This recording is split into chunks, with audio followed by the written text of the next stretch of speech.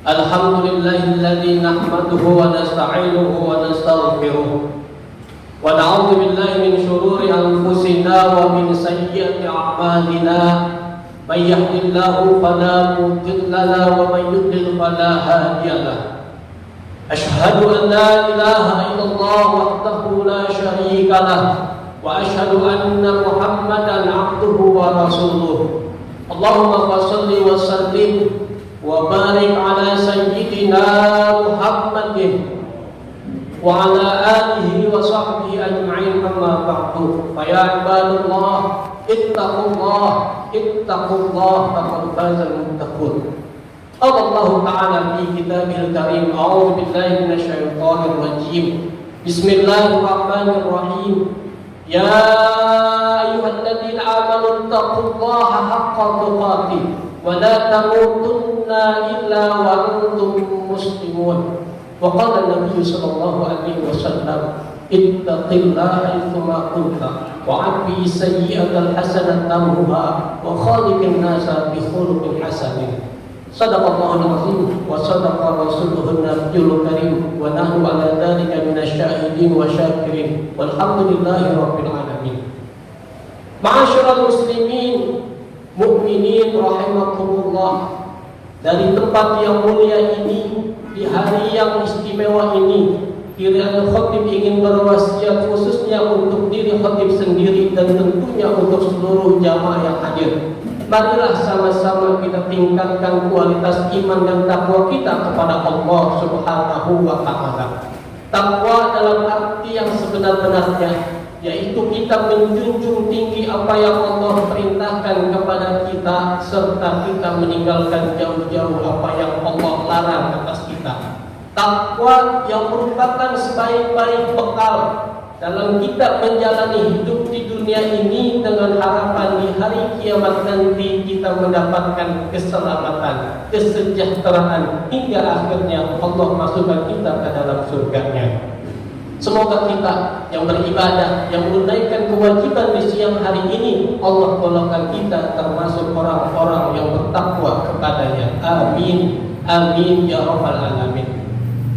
Ma'asyiral muslimin mukminin rahimakumullah, saat ini kita berada di tengah zaman yang penuh dengan fitnah, zaman di mana orang menghalalkan berbagai macam cara untuk mendapatkan suatu jabatan, untuk mendapatkan satu pendapatan, dan juga menghalalkan berbagai macam cara untuk memperoleh kesenangan dunia. Kita saat ini juga berada di mana semakin banyak di antara kita yang jauh daripada Al-Quran, semakin jauh dari tuntunan Rasulullah SAW, semakin jauh daripada ulama-ulama kita.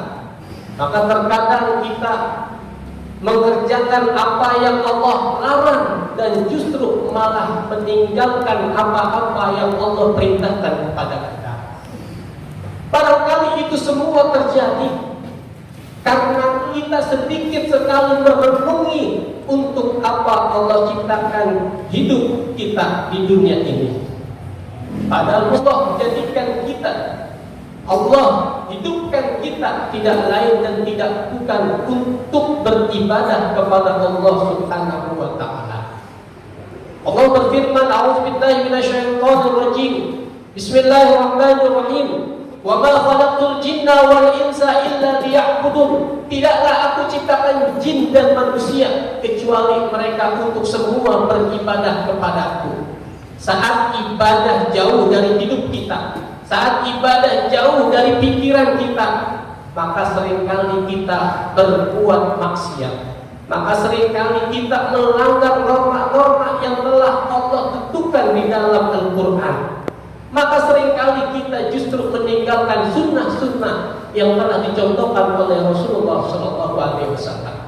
Maka marilah kita merenung dalam suatu ungkapan yang pernah diucapkan oleh Luqman Al-Hakim. Kenapa kita sedikit perlu merenung daripada ucapan beliau? Beliau ini adalah seorang hamba yang mulia. Beliau ini seorang hamba yang soleh dengan ketakwaannya yang sangat tinggi, sehingga Allah berikan kemuliaan, sehingga Allah abadikan namanya di dalam Al-Quranul Karim, yaitu surah Luqman. Apa yang beliau ucapkan sebagai bahan perenungan kita, agar kita lebih sadar dalam menjalani hidup di dunia ini, agar kita tidak salah langkah dalam berbuat. Di antara yang beliau ucapkan adalah innan nasa salasatu aslas. Beliau berkata bahwasannya manusia itu ada 3 bagian. Jadi dalam setiap tubuh kita itu terdapat 3 bagian. Sulusun lillah wa sulusun li nafsihi wa sulusun lidudi. Sepertiga pertama dari diri kita itu adalah kepunyaan Allah Subhanahu wa ta'ala. Sepertiga kedua itu adalah kepunyaan diri kita pribadi.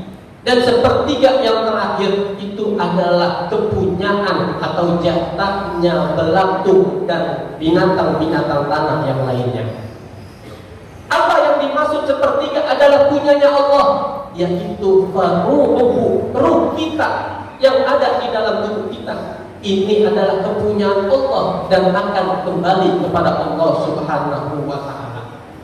Maka Allah mengingatkan kita dalam firman-Nya, "Yaumun la yanfa'u malun wa la banun illa man atallaha biqalbin salim." Nanti satu masa itu akan datang hari di mana harta dan anak keturunan kita tidak dapat memberikan manfaat kepada kita kecuali mereka yang datang kepada Allah dengan membawa hati yang selamat, hati yang bersih dan suci. Ketika hatinya bersih, maka ini juga akan mensucikan ruhnya yang nanti akan kembali kepada Allah. Maka itulah yang harus kita persiapkan, bagaimana kita membersihkan, mensucikan ruh kita, agar saat kita meninggal dunia, ruh itu kembali kepada Allah dalam keadaan diredoi oleh Allah Subhanahu wa ta'ala. Maka di antara kita mensucikan hati, mensucikan ruh kita, tidak lain dan tidak bukan dengan meningkatkan ketakwaan kita kepada Allah Subhanahu wa ta'ala. Banyak ujian kita dapati, banyak cobaan merintangi jalan kehidupan kita. Bahkan banyak peringatan-peringatan dari virus corona, dari ketidakadilan di negeri kita, dari kezaliman yang sering kita dapati. Itu barangkali peringatan kepada kita, karena kita semakin hari semakin waktu tidak memperhatikan kualitas takwa kita kepada Allah Subhanahu wa ta'ala. Di antara yang lainnya, untuk kita bisa meningkatkan ketakwaan kita, agar hati kita bersih, suci, agar ruh kita yang nanti akan kembali kepada Allah dalam keadaan diredoi, adalah dengan cara kita bertaubat kepada Allah Subhanahu wa ta'ala. Ujian datang bisa jadi karena dosa kita, cobaan datang bisa jadi karena maksiat-maksiat yang merajalela di sana sini. Maka setiap kita perlu bertaubat, meningkatkan ketakwaan kita kepada Allah. Siapa kita? Rasulullah SAW saja dalam kitab Sahih Bukhari diriwayatkan tidak kurang setiap harinya beliau bertaubat 70 kali. Dalam Sahih Muslim juga diriwayatkan bahwa tidak kurang beliau bertobat kepada Allah setiap harinya, tidak kurang dari 100 kali. Padahal beliau pemimpin negeri, padahal beliau manusia yang mulia, dosanya dijamin akan dihapus, diampuni oleh Allah, surganya juga sudah nyata.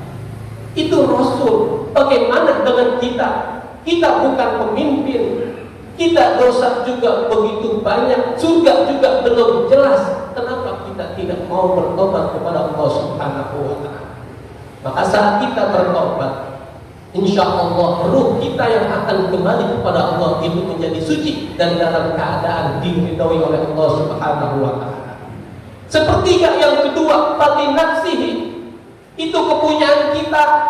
Apa yang menjadi kepunyaan kita? Fa'amaluhu, maka amal perbuatan kita di dunia itu jatah kita nanti di hari kiamat.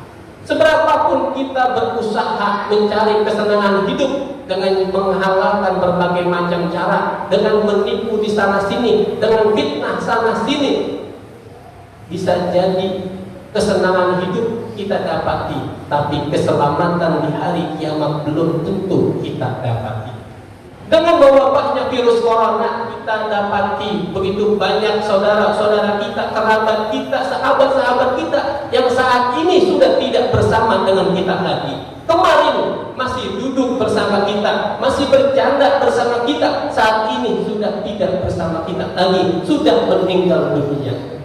Kita masih dalam keadaan hidup, maka kita manfaatkan dengan sebaik mungkin. Bisa jadi Allah kasih kesempatan kita untuk memperbaiki diri kita. Maka daripada itu, mumpung Allah kasih kesempatan untuk kita perbanyak amal kebaikan kita kepada satu dengan yang lainnya, agar kita menjadi manusia yang mulia. Khairun nas anfa'uhum linnas. Sebaik-baik manusia adalah yang menebarkan manfaat kepada manusia yang lainnya. Nanti saat kita meninggal dunia, ada 3 yang akan mengiringi jasad kita, jenazah kita ke pemakaman kita. Rasul bersabda, salasatun yatba'ul mayyita yarji'u ithnani wa yabqa wahidun. Ada 3 yang akan mengiringi jasad kita saat digiring ke pemakaman kita. Namun dari 3 itu, 2 akan kembali dan 1 yang tetap setia menemani jasad tersebut. Apa 2 yang akan kembali? Ahluhu wa maluhu. Keluarga yang mengantar kita ke pemakaman itu akan kembali. Harta-harta kita yang ikut mengantar ke pemakaman itu akan kembali ke rumah kita. Tetapi ada 1 yang setia menemani kita. Apa? Amaluhu, yaitu amal ibadah kita masing-masing. Semua tergantung kita. Saat kita banyak kebaikannya, maka amal soleh yang akan menolong kita di alam barzakh nanti. Tetapi saat keburukan, maksiat yang kita lakukan, maka juga itu akan mendampingi kita dan memberikan siksa di alam barzakh nanti. Maka Sayyidina Abu Bakar berkata, man dakhala al-qubra bila zani fa'anna marukibal bakru bila safinatin. Barang siapa yang masuk kubur tanpa membawa bekal, tanpa membawa amal soleh, maka dia seperti orang yang menyeberang lautan tanpa mengenakan sampan. Sepertiga yang terakhir, yaitu lidudi, jatahnya, kepunyaannya belantung dan ulat. Apa maksudnya? Jasad kita ini, jasad yang selama ini selalu kita prioritaskan, jasad yang selama ini kita rawat, kita perhatikan, bahkan kita melakukan perawatan, mengeluarkan biaya yang tiada tara untuk merawat wajah kita, tubuh kita, kulit kita. Ternyata itu semua adalah jatahnya belantung, jatahnya ulat di dalam tanah saat kita dikubur. Perlu kita memperbaiki jasad kita, merawat tubuh kita, tapi jangan lupa ada yang lebih wajib, ada yang lebih mesti kita rawat, yaitu hati kita. Karena apabila jasad baik, jasad cantik, tetapi hati kita tidak cantik, maka itu juga akan sia-sia. Ketahuilah, hati kita ini perlu di-manage, hati kita ini perlu diperbaiki sebelum kita memperbaiki jasad kita. Semoga dengan pertemuan ini agar kita lebih mawas diri, agar kita lebih baik lagi ke depannya dalam mengisi kehidupan kita di dunia ini. Amin, amin, ya rabbal alamin. A'udzubillahi minasyaitonir rajim. Bismillahirrahmanirrahim. Ya ayyuhalladzina amanu taqullaha wal tanzur nafsum ma qaddamat lighad wattaqullaha innallaha khabirum bima ta'malun. Barakallahu wa lakum fil Qur'anil azim wa nafa'ani wa iyyakum bima fihi minal ayati wa dzikril hakim. Aqulu qawli hadza astaghfirullahal azim li wa lakum wa li jami'il muslimina wal muslimat fastaghfiruhu innahu huwal ghafurur rahim. Alhamdulillahilladzi arsala rasulahu bil huda wa dinil haqq liyudhhirahu 'ala dini kullihi wa kafa billahi shahida. Asyhadu an la ilaha illallah wahdahu la syarika lah wa asyhadu anna Muhammadan abduhu wa rasuluh. Allahumma shalli wa sallim wa barik ala sayyidina Muhammadin وعلى آله وصحبه أجمعين أما بعد فيا عباد الله اتقوا الله اتقوا الله اتقوا الله فقد فاز المتقون واعلموا أن الله أمركم أمرا عميما وقال تعالى ولم يزل قائلا عليما إن الله وملائكته يصلون على النبي يا أيها الذين آمنوا صلوا عليه وسلموا تسليما اللهم صل على محمد وعلى آل محمد كما صليت على إبراهيم وعلى آل إبراهيم وبارك على محمد وعلى آل محمد كما باركت على إبراهيم وعلى آل إبراهيم في العالمين إنك حميد مجيد اللهم ارض عن الخلفاء الراشدين سيدنا أبي بكر وعمر وعثمان وعلي والبقية الصحابة أجمعين اللهم اغفر للمسلمين والمسلمات